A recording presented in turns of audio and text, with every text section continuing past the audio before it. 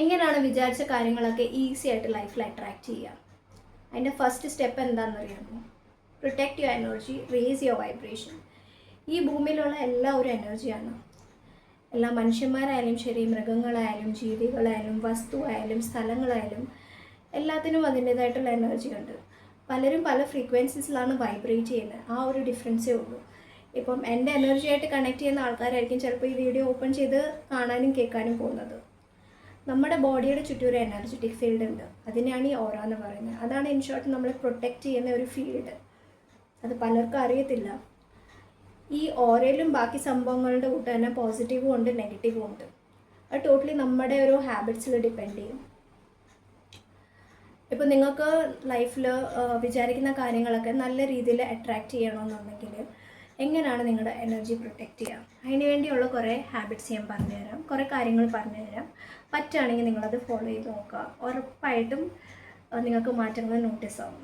ആദ്യത്തേത്, always remember everything starts with you.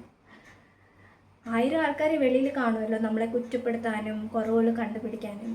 പക്ഷെ നമ്മുടെ ഏറ്റവും വലിയ മോട്ടിവേറ്റർ നമ്മൾ തന്നെ ആയിരിക്കണം. നമ്മളെങ്ങനെ നമ്മളോട് സംസാരിക്കുന്നു അതാണ് ഏറ്റവും ഇമ്പോർട്ടൻറ്റ്.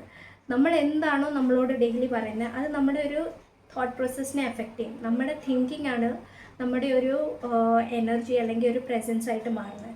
അപ്പോൾ പിന്നെ എന്താ പറ്റുന്നതെന്ന് പറഞ്ഞു കഴിഞ്ഞാൽ, നമ്മളൊരു സ്ഥലത്ത് പോകുമ്പോൾ നമ്മൾ സംസാരിക്കുന്നതിൻ്റെ മുന്നേ നമ്മുടെ ഒരു എനർജി അല്ലെങ്കിൽ ഒരു പ്രസൻസ് അവിടെ ആളുകൾക്ക് ഫീൽ ആയി തുടങ്ങും.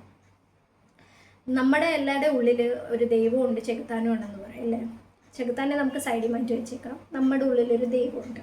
There is always a higher power guiding us and protecting us. ആ ഒരു വിചാരം നമ്മുടെ ഉള്ളിൽ നമ്മൾ കൊണ്ടുവരണം. ആ ഒരു ബിലീഫ് സിസ്റ്റം നമ്മൾ ഉണ്ടാക്കിയെടുക്കുമ്പം പറ്റുന്നത് എന്താണെന്ന് പറഞ്ഞു കഴിഞ്ഞാൽ, നമുക്ക് തന്നെ നമ്മുടെ ലൈഫിൽ അൺഎക്സ്പെക്റ്റഡ് ആയിട്ടുള്ള നല്ല നല്ല ചേഞ്ചസ് നോട്ടീസ് ആയി തുടങ്ങും.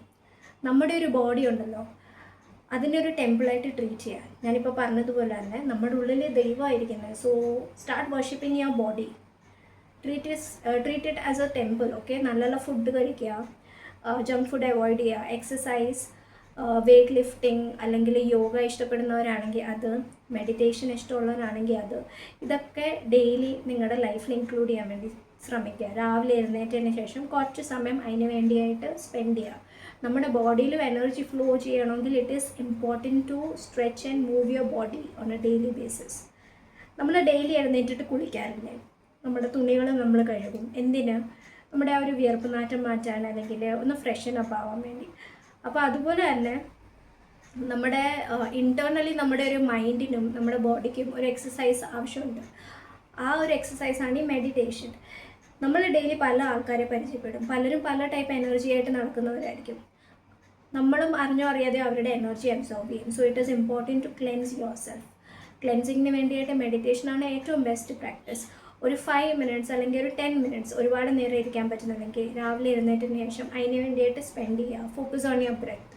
ഇനി മെഡിറ്റേഷൻ താല്പര്യമില്ലാത്ത ആൾക്കാരാണെങ്കിൽ നിങ്ങൾ വിശ്വസിക്കുന്ന ഏത് ദൈവമായാലും ശരി, ആ ദൈവത്തിനെ മനസ്സിൽ വിചാരിച്ച് ഒരു പ്രെയർ ഓഫർ ചെയ്യുക ഡെയിലി രാവിലെ എഴുന്നേറ്റതിന് ശേഷം. ഓക്കെ.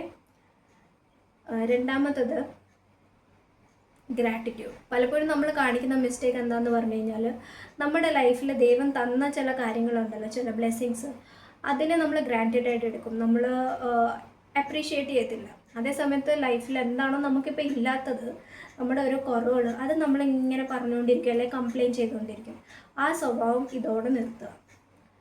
അപ്പം കാരണം നമ്മൾ കോൺസ്റ്റൻ്റ്ലി കംപ്ലയിൻറ്റ് ചെയ്തുകൊണ്ടിരിക്കുമ്പോൾ എന്താ പറ്റുന്നതെന്ന് പറഞ്ഞു കഴിഞ്ഞാൽ, നമ്മൾ യൂണിവേഴ്സിന് ഒരു കമ്മി കാണിക്കുകയാണ്. എൻ്റെ ലൈഫിൽ ഇന്ന കാര്യങ്ങളില്ലെന്നുള്ളത്. നമ്മുടെ ഓരോ ചിന്തകൾ, ഇപ്പം പറഞ്ഞതുപോലെ നമ്മുടെ ഓരോ വാക്കുകൾ, ഓരോ ചിന്തകൾ, എല്ലാത്തിലും എനർജി ഉണ്ട്. നമ്മൾ എവിടെയാണോ നമ്മുടെ എനർജി ഫോക്കസ് ചെയ്യുന്നത്, ദാറ്റ് തിങ് എക്സ്പാൻഡ്സ്. അപ്പോൾ കുറവുകളിലാണ് നമ്മൾ എനർജി ഫോക്കസ് ചെയ്യണമെങ്കിൽ നമ്മുടെ ലൈഫിൽ ഇനിയും കുറവുകളേ വരത്തുള്ളൂ. അതേ സമയത്ത് ഞാനീ പറയുന്ന പോലെ daily be grateful for 3 things. Okay, write 3 things in a book. ഒരു ബുക്ക് എടുത്തിട്ട് ഡെയിലി ഒരു 3 കാര്യങ്ങൾ നിങ്ങൾക്ക് നിങ്ങളുടെ ലൈഫിൽ, ദൈവം എന്നെ ഹെൽപ്പ് ചെയ്തു, അല്ലെങ്കിൽ എനിക്ക് ദൈവത്തിനോട് ഈ 3 കാര്യത്തിനാണ് നന്ദി പറയാനുള്ളത്, അങ്ങനെ എന്തെങ്കിലും ഉണ്ടെങ്കിൽ അത് എഴുതി വെക്കുക ഡെയിലി. ഓക്കെ, ഡെയിലി അതൊരു ഹാബിറ്റാക്കി മാറ്റുക. മൂന്നാമത്തത്, cut out negativity completely.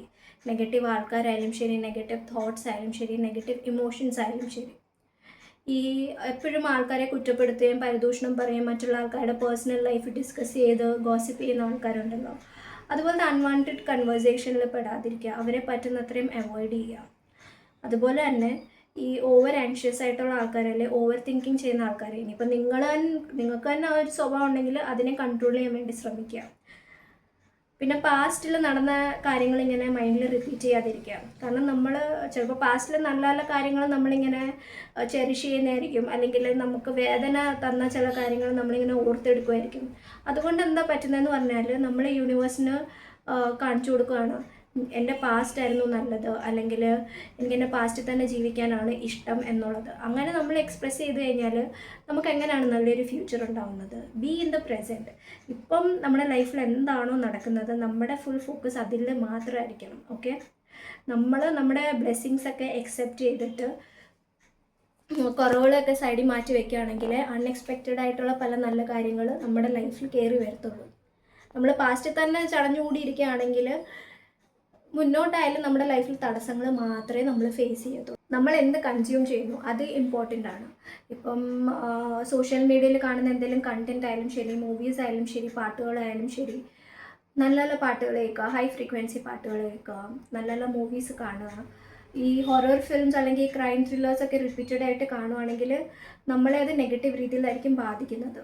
So അതുപോലുള്ള കാര്യങ്ങളൊക്കെ പറ്റുന്നത്രയും അവോയ്ഡ് ചെയ്യാൻ വേണ്ടി ശ്രമിക്കുക. ഇപ്പം നമുക്ക് എന്തെങ്കിലും ഒരു ആഗ്രഹം ഉണ്ടെങ്കിൽ അത് നമ്മൾ ഡെസ്പറേറ്റ് ആയിട്ട് അതിൻ്റെ പിന്നാലെ ഓടരുത് കേട്ടോ. എപ്പോഴും മൈൻഡിൽ ഈ ഒരു കാര്യം വെച്ചേക്കണം, നമുക്ക് വിധിച്ചിട്ടുള്ള കാര്യങ്ങളുണ്ടല്ലോ അതിൻ്റെ പിന്നാലെ നമുക്ക് ഓടേണ്ടി വരത്തില്ല. നമ്മൾ ഓടിയാലും ചിലപ്പോൾ അത് നമ്മുടെ പിന്നാലെ വരും, അത് നമുക്ക് പറഞ്ഞു വെച്ചിട്ടുണ്ടെങ്കിൽ. നമ്മൾ എവിടെയാണോ ഡെസ്പറേറ്റ് ആയിട്ടുള്ളൊരു എനർജി ഷോ അപ്പ് ചെയ്യുന്നത് അത് നമ്മുടെ ലൈഫിൽ നമുക്ക് കിട്ടത്തില്ല. So try to be confident and fulfilled in whatever you currently have in your life. So ഞാൻ ഈ പറയുന്ന കാര്യങ്ങളൊക്കെ പ്രാക്ടീസ് ചെയ്ത് നോക്കാം. ഉറപ്പായിട്ട് എന്തെങ്കിലും മാറ്റങ്ങൾ നിങ്ങൾ നോട്ടീസ് ചെയ്യാതിരിക്കത്തില്ല. ഈ വീഡിയോ ഇഷ്ടപ്പെട്ടെന്ന് ഞാൻ വിചാരിക്കുന്നു. ഇഷ്ടപ്പെട്ടെങ്കിൽ ലൈക്ക് ചെയ്യുക, സബ്സ്ക്രൈബ് ചെയ്യുക. ബൈ.